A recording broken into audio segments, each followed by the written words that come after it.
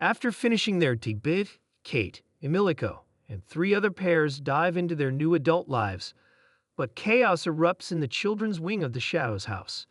The Starbearers suspect them of causing trouble, so they need to clear their names fast. Determined to find out who's really behind the mess, Kate and Emilico hunt for a mysterious robed shadow lurking around. They gather intel from their fellow kids, all while deepening their bond and loyalty. As the stakes rise, they race against time to expose the culprit before it all blows up. It's time to take back control and throw it down.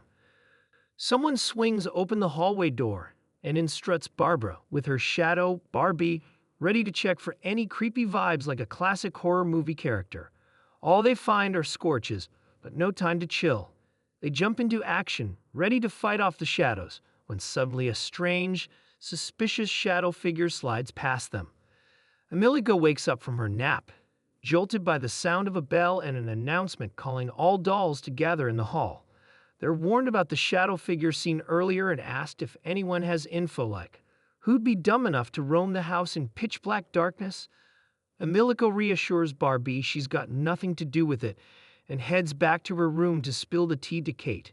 She says goodnight and crashes into bed. Meanwhile, Kate sits at the table, thinking about Lou and Ricky's situation, and starts scribbling something down. The next day, their leader Rose rolls in to give them a tour of the place, showing off the library, music room, and dance hall. They bump into John's group, and Kate's about to say something when Susanna swoops in, whisking them away for a special lesson. Susanna tells her friend to take all the other dolls to another room while she locks Kate, John, and Louise in a separate one. Inside, she starts teaching about the powerhouse of the place, dishing out some serious insults about their powers and abilities. Suddenly, she spots Kate slipping a letter into John's pocket and calls her out on it. But the handwriting is so awful that Susanna can't even read it. She presses Kate for details, but Kate pulls off an easy excuse. Barbara and Barbie show up, and Susanna rounds everyone up, mentioning how Barbie always helps Barbara clean off her soot, or things get out of control. Turns out, a hopping 60% of the powerhouse fuel comes from Barbara's suit, making her a walking fuel generator. Barbara wakes up to find Barbie next to her and asks, "What are you doing here?" Like, girl, she's literally your shadow, always there to ride or die through the tough times. They head to the library to meet Oliver, who takes them to his invention room to show off a massive contraption. It's a wild invention, but there's one snag. It can't be moved like that. Later, they all gather to chat about Kate's suspicious behavior during their little kitty party, but everyone shrugs it off, saying she's not acting weird at all. Meanwhile, Kate spills the tea to Emilico about the letter she sent to John. She tells Emilico it's a sneaky message asking him to be her ally, like she's sending him a love note mixed with a little hate threat. Sean and Emilico, now fully awake from the brainwashing the authorities were throwing at them, team up to break free all the kids trapped in the Shadow House. Emilico heads to the main hall and remembers her first day there. She's stunned to see the same brainwashing liquid creeping into the hall, ready to mess with the humans. Sean and Emilico quickly spit out the liquid, staying sane to avoid getting brainwashed again. Finally, Rose catches sight of Barbara's incredible power and is blown away by the massive amount of soot she's releasing. Christopher is chilling with the kids in the Shadow House, spinning tales about the horrors of scorches while Marirose and Barbara soak up his vibe. He lays it down, saying he totally trusts them to carry on his wishes. Kate and Emilico run into Louis and Lou, who flex their soot-controlling powers in a pretty bold way. Kate warns them that the soot can mess with Lou too, keeping things real. Then Kate drags Emilico to a room packed with suit controllers, where they're greeted by the sassy twins, Isabel and Mirabelle. Yeah, you guessed it. They try to bully Emilico, but Kate steps in, teaching them a solid lesson about messing with her bestie. The next day, chaos strikes when Emilico and her crew come face to face with a scorch-possessed Rosemary. She strolls into the hall like a zombie, unleashing scorches on all the kids, who get attacked and possessed. Oliver rolls in with his invention machine, trying to trap the monster and shut it down. Emilico, being the fearless queen she is, steps up to help Oliver catch the monster. With everyone teaming up, they finally subdue the soot monster, saving the day thanks to Emiliko's bravery. But wait, the Bell twins pull a wild move. Smashing those brainwashing coffee bottles, Barbara and Barbie take the report of the day and blame the other doll for trusting the twins with the coffee bottles. After their report, they finalize that Kate is the culprit and bring her in for investigation after announcing the punishment of the twin dolls. Kate is called out to be the culprit behind the incident, and this girl isn't going to let anyone insult her, so she snaps and puts everyone back to their places, even to the extent of insulting Barbara. The committee lets her go after Kate tells them that they have been accusing her of Edward's orders. Kate becomes the detective lady and starts to evaluate the situation and assesses that there is someone else there too who wants to the downfall of these star bearers. Both of them then begin their Sherlock investigation and visit the patients who are being cleansed to investigate what is going on. Emiliko is happy to see her friend Maya, who has recovered from suit sickness, and the horrendous method of cleaning is revealed that the shadows used to cleanse the defected dolls. John and Sean also join them in their little adventure and make their little investigation team. Meanwhile, the dolls are vibing hard in the research lab, having a blast, while the shadows are all huddled up for some serious, no-nonsense meeting. Kate, the mastermind, figures out that these shadows are all future Star Bearer want-apes. So she puts on her best "I'm super interested" act and gets hyped about Oliver's inventions. Oliver's face lights up, stoked to show off his stuff, and Kate's all in, faking excitement like a pro. Emiliko, she's just goofing off with Sean and Ollie, totally clueless about the heavy stuff happening right behind them. Honestly, we all need that level of blissful ignorance sometimes. Then Kate hits Oliver with a question about the Phantom incident, asking who he's suspecting. He's all secretive, saying it's classified, but then spills a shit ton of juicy info to her. Kate's brain kicks into overdrive, and she gets this wild idea. People using Oliver's perfume have specific scents. Sean chimes in, saying the shadow figure has a scent too. Boom. They've got a lead on the damn culprit. Oliver hooks Emiliko and Sean up with a spare key to the lab, giving them the ultimate pass to drop by any time. Later, Kate and Emiliko bounce back to their room to strategize about their next moves and who they can actually trust for their investigation. Kate finally realizes that Patrick and Louise are the only ones who've had her back, so she ropes John in and gets them all on board to tackle this mystery together. That night, Kate and Emiliko split up to carry out their plans. Kate heads to the designated room to meet John, Patrick, and Louise. Inside, the shadows are deep in talks about deception and strategies to save their human pals. After some serious persuasion, everyone finally agrees to team up and catch this shady culprit to save their human dolls. Kate and Emiliko strut down the hallway when they hear the medic screaming at them to scram. The twins are being carted off to the medical room, but Kate can't help but notice they're still rocking their perfume like they're heading to a fashion show instead of the infirmary. The whole investigation squad is huddled up, trying to figure out who the hell the culprit is. That's when Kate realizes John is MIA at a time like this. Seriously, how can you be a detective and ghost your own crew? They finally narrow down their suspect list, but just as they're about to seal the deal, John swoops in and spills why he's late. Patrick fills him in on their findings, but John is like, "Nah, fam," throwing a wrench in their assumptions. A heated debate kicks off, and they're tossing theories around when John straight up accuses Patrick of being the robe master. Why? Because that flower Margaret gifted him smells just like the robe master's scent. They check the map and discover a message left by the robe master, leading them to the flower bed. This is it. They find a note that spills the tea on the robe master's whereabouts. Kate, John, and their human dolls roll up to the spot. Kate finally stands up to the culprit, flexing her courage. Major win for Kate. Finding authentic friends these days is harder than scoring a alleged soda bottle, and she's got a solid squad backing her up. She calls her out and asks her why she did it. Turns out it was Mary Rose who was the culprit all along. With the shocking reveal that Mary Rose is the robe master, confusion swirls in the air. Like, what the hell? They discover that Mary Rose can siphon soup from others to create her scorches, making her a serious threat.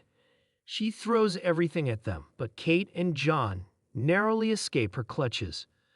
Meanwhile, Edward's already on to Marirose, suspecting her mutated shadow vibes. He's determined to drag her into the adult section and force her through the transformation. Edward heads to a lab where another experiment is in the works. When they crack open the box, everyone's hit with a gut-wrenching stench. Inside the cocoon, a rotting, dried-out body that looks like an old orange peel. Kate and John are deep in thought, plotting their next move when, bam, Mary Rose pops up out of nowhere, ambushing them. Finally, Kate and John find a hideout and refuel with some bread Kate stashed in her pocket. Smart move. They come up with a slick plan to escape using the aqueduct. The duo decides to hit up the garden fountain to spray the soot away. Emilico and Sean, on the hunt for their friends, discover Kate's leftover bread and use the map to trace their steps. Once at the fountain, Kate and John put their plan into action. Just as John gears up to throw a punch, Mary Rose blocks him, smug and ready. But surprise, John leaps in from behind, landing a hit on the fountain. Mary Rose and Rosemary are totally confused until they realize that captured John and Kate were actually Emilico and Sean, all decked out in soot. In the end, Mary Rose and Rosemary are trapped. They surprisingly confess, asking Kate to let them be punished by the Star Bearers, ready to face execution together. How twistedly romantic. The next day, the real culprits are handed over to the Star Bearers, their fate sealed. Mary Rose and Rosemary are stuck in the same cell, and they're kind of vibing with the irony of it all, dressed and treated like twinsies. Meanwhile, Kate wakes up to Emilico bouncing around like a hyperactive puppy, all smiles. They're called for tea by Barbara, who is all thanks and gratitude for putting a stop to Mary Rose. She even hooks them up with a star medal, total flex. Frustrated, Barbara storms outside, and when Barbie tries to calm her down, she explodes, literally injuring Barbie. Not cool, Barbara. Authorities pull Barbara in to discuss her meltdown, but she gets another shot at redemption as the new Star Bearer. Talk about a personality shift. As Mary Rose's execution papers get signed, she smirks, knowing Barbara is blissfully unaware of the chaos brewing behind the scenes. Mary Rose flashes back to a memory with Christopher, learning that fusion means killing the human vessel. Plot twist. Christopher offed himself after finding that out, and Mary Rose kept it to herself. Like Pearl, you could have saved so many lives, but chose to stay quiet. In a last-ditch effort, Mary Rose whips out her ultimate card, summoning a giant phantom. But Edward is like, "Not today, fam," and neutralizes her in a heartbeat. Still, Mary Rose refuses to back down. She hugs Rosemary and leaps out the window like a couple of badass lovebirds. Daring double suicide? Talk about commitment. At least she went out with her loved one, unlike poor Desai, who's still stuck pining over Chuya. After the wild double suicide, everyone heads back to their rooms, with Edward side-eyeing the whole situation, suspecting the kids might be pulling some slick moves. As Kate and Emilico step into their room, they suddenly sense a presence. Who is it? Another robed figure, but Kate sees right through the disguise. It's Anthony. He spills his trust in them and his plans to flip the shadow house on its head. Kate's a bit thrown off, but tries to keep up with him. However, when Emilico opens the door he left through, poof. He's gone like a magician. Guess he took some notes from Batman on how to vanish. Emilico wishes Mary Rose's escape plan worked and that they're chilling in a better spot now. The next day, Emilico dreams of her past life in the village, waking up feeling like she's suffocating in this damn castle. When she visits Kate's room, she finds cleaning supplies. Turns out Kate's already on the grind, helping Emilico tidy up. They chat about the dream, and Kate tells her to wish for whatever she wants because she's human. In the next hall announcement, it drops that Isabel is joining Kate's crew. Poor Mirabelle didn't make the cut again. Barbara names Kate the leader of her team, but when Emilico has to step up, Belle is nowhere to be found, locked up in her room. Emilico does her best to help Belle face her fears and get her out. But during a cleaning meeting, Barbie throws shade, asking if Belle's broken. Emilico fires back, defending Belle and saying she's secretly been cleaning her room like a boss. She stands up, declaring she won't give up on her teammates anymore. Emilico and Sean are investigating the research house when they decide to go out of the window and sit there. They watch the high walls of the shadow house and wonder what they will ever do if they get out of the shadow house. They discuss their past and future plans, and another bomb of secret is dropped by Sean that the shadows are given the name of the human doll's real name, which means Emilico and Sean are the real Kate and John, but now they are brainwashed to live as some altered dolls. They think about rescuing Rum and point out the fact that the human dolls that have lost their masters are said to be mourning, so the mourning dolls at the place could be the lost humans. Emilico goes back inside the room to take the map, but she is suddenly confronted by someone, the Black Shadow figure, who tells her that he is neither their ally nor their enemy. Like, seriously, dude, what are you then? This even confuses Kate, who is reported about the incident by Emilico.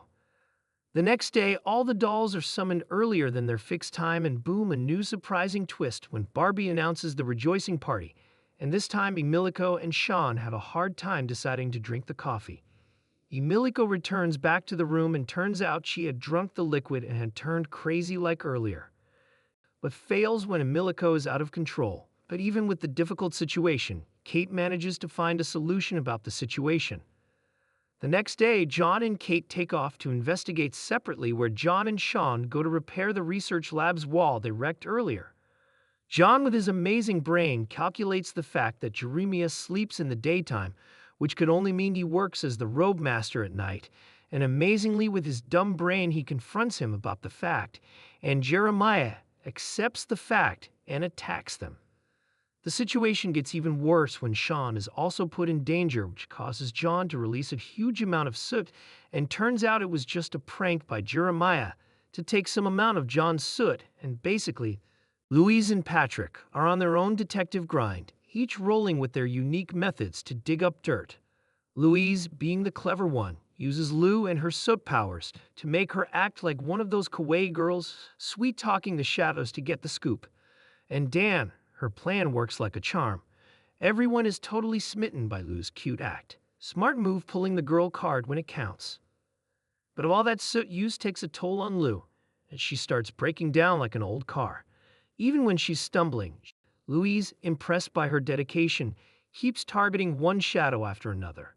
Finally, they hit up Rose's chamber, where her face is totally blank. Louise tries to get info about the whole invitation deal and becoming an adult, but Rose shuts her down, saying that info is for adults, only since those who get an invitation vanish to another location and never come back. On their way to the next target, Lou suddenly tells Louise she's feeling a bit wiped out. Surprisingly, Louise shows a softer side, telling Lou to head back to their room and rest up.